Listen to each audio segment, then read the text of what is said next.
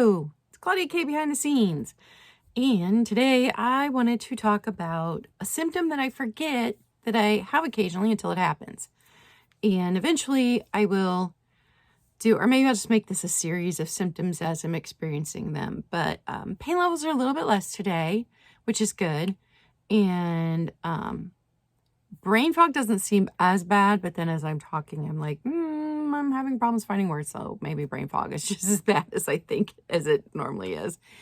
But this one has to do with proprioception.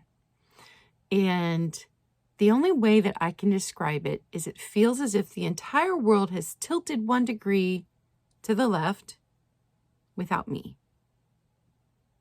So I drop everything, I run into everything, I trip over nothing, I get upstairs. And it's interesting because you would think that this would happen because your pain levels were higher. But there's no correlation. My pain levels are not higher. They were much higher at the beginning of the week, last week, than they are today, and it's Sunday. So I get upstairs and I drop the almond butter lid back into the almond butter. I just scooped out into a bowl. I had to clean that. I thought I had put the cap firmly down on the creamer when I put it back into the refrigerator. And then my dad came along like 20 minutes later, pulls the creamer out to shake it before he poured it in, and I hadn't secured the lid. The creamer went everywhere. But there were a couple other things I did this morning. Just, you know, the world's just tilted. It's so frustrating. Days like this, when I used to have a bathtub that I would have to step over to get into the shower, because I'm lucky enough now that the bathroom I share with my dad here only has a shower. So it's just a lip like this that you step over instead of a whole bathtub edge that you're stepping over. But days like that, I would think I had lifted my leg high enough and would just whack my foot into the tub, and then I would almost fall. And so it can be funny if you like that physical comedic comedy kind of stuff, but it can be very dangerous because days like this, I'm more of a fall risk. And it's just frustrating. And then I worry, well, what am I going to screw up while I'm packaging people's things up, or while I'm pulling glass for tomorrow's sale, or and it isn't just hands. It's not like it's a nerve thing where I'm dropping things. It is my whole body just doesn't feel like I'm in sync with the rest of the world. And it's the strangest feeling. And never had this before, fibromyalgia. So to me, it feels like a fibromyalgia thing. But I don't know, maybe other people experience that. It just feels like the whole world shifted without me. So I don't know what that's about. And it's just one of those things that happens. So I wanted to share that symptom with you guys because it's one I just completely forget. It completely leaves my brain once my body is right again with the world. And so I knew if I didn't talk about it now, I wouldn't remember as I do symptoms. But I think I might just make this one a whole series of symptoms, because to list them all when you're not experiencing them would probably be impossible. I mean, I could give you a list out of one of my many fibromyalgia books about symptoms, but you get a better idea of what they are if I explain them as I'm going through them. So probably just gonna make it a playlist eventually of symptoms. So that's a very frustrating one. Also, tomorrow will be 28 days of Whole30, and Whole30 is 30 days. It's why it's called Whole30. And when I started out, I was 230 pounds, which a year ago, I was 250 pounds. So I have lost weight over the last year. 250 was the highest I've ever been. And I'd actually gotten down to 220 and then moved in here, gained weight, back down to 220 this morning. So that's nice. You know, my goal is to get below 200 before I turn 50. I have not been below 200 since 2016, which was when I started perimenopause full force, and in a month gained a massive amount of weight without changing anything. I was like, what has happened? My body hates me. So I'm still in perimenopause. Hot flashes are terrible right now, but I'm hoping to be able to lose the weight anyway.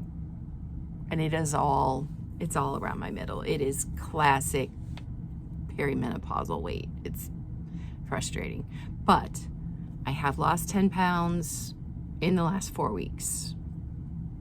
So that's a good thing. And I'm still continuing. I don't eat after 7. I don't eat before 7 in the morning. So there's a 12-hour space where my body is resting from having to digest. And I would say I was able to go 99% sugar-free. I did make a previous video talking about Whole30 and hidden sugars. So the few bits of sweeteners that I've had have been in beverages, like almond milk that I thought I'd grab sweetened or unsweetened, it was sweetened. I did allow myself creamer every now and then, not always. Sometimes I was just putting like unsweetened cashew milk or unsweetened almond milk in it, but every now and then I had creamer. And then my teas, where I discovered there was hidden sugar in some of the teas. But even like my hot sauces, I read the ingredients on those. Tabasco Chipotle has sugar in it. So Cholula Chipotle does not. So I was doing Cholula Chipotle. Mustard does not have sugar, but ketchup does. So I didn't do ketchup this last month. So, you know, the little bit of sweetener that did creep in there was in the beverages. But like candy, cookies, soda, none of that. We have done none of that. And even like check the ingredients on. Most of the food we've eaten has been completely unprocessed. So we only did lunch meat like twice this month, and it was like a uncured ham. So the Whole30 doesn't really allow lunch meat, but sometimes you just run out of lunch options when you need something quick. And we did it as, you know, wraps in like lettuce. So we've done no grains, we've done no sugar, we've done no dairy, and very little beans. You're supposed to cut beans out completely, but we've had beans 2 or 3 times this month. So, and I'm not counting calories. I'm not, in fact, I'm working very hard to make sure that I'm eating 5 times a day, because if I don't get a mid-morning snack and I don't get an afternoon snack, I wake up the next day with cravings. And for my mom, the sugar cravings were gone in like 2 days. For Dad and I, sugar cravings have not stopped.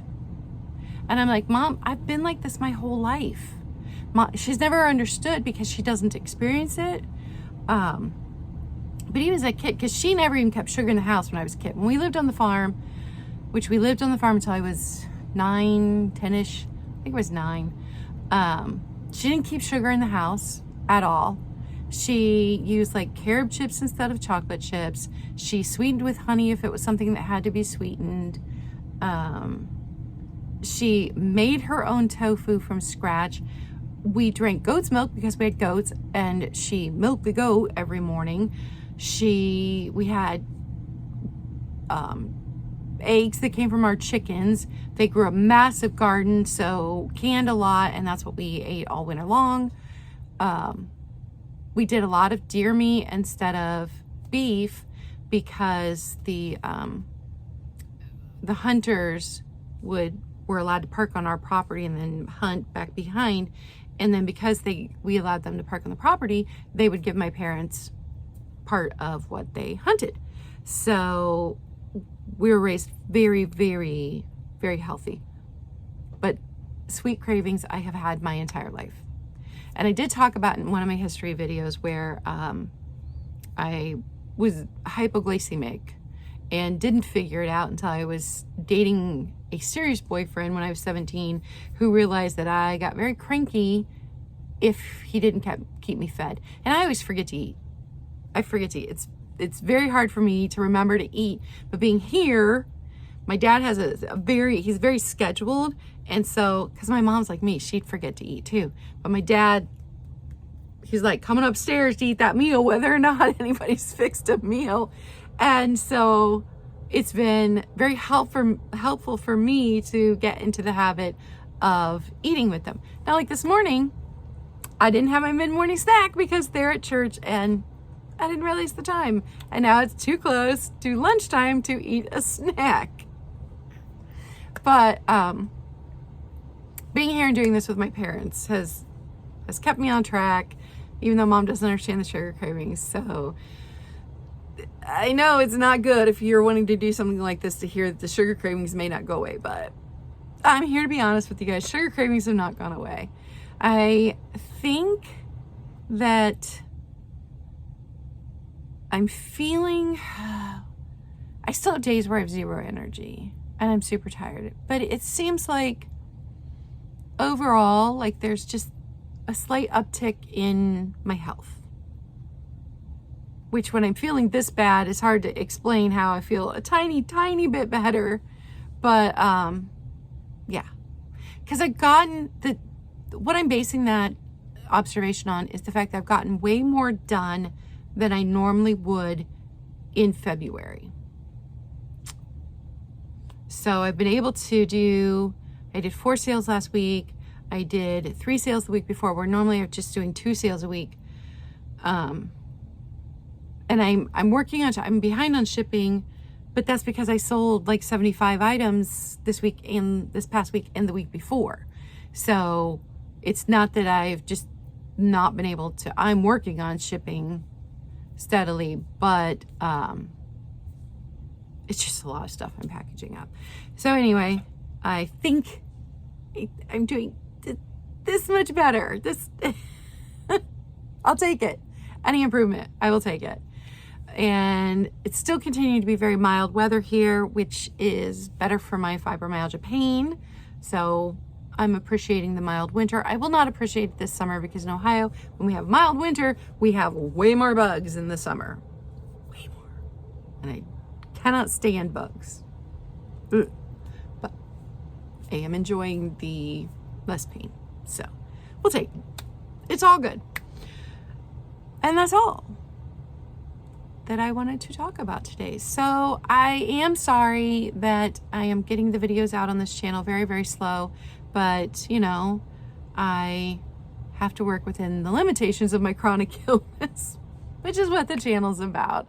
So if you're here, you've been hanging out and watching the videos, thank you so much. I appreciate it. Don't forget to like and subscribe.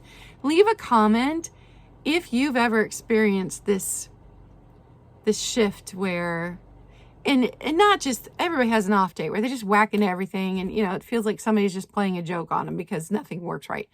But if you regularly experience this shift in proprioception where you just aren't fitting in with the world, let me know. I'd like to hear about that because it isn't a symptom I think the books even list, but it is just the oddest thing just to feel like you're just the tiniest bit out of step with the whole world. And it's very frustrating. You just aren't fitting into the physical space.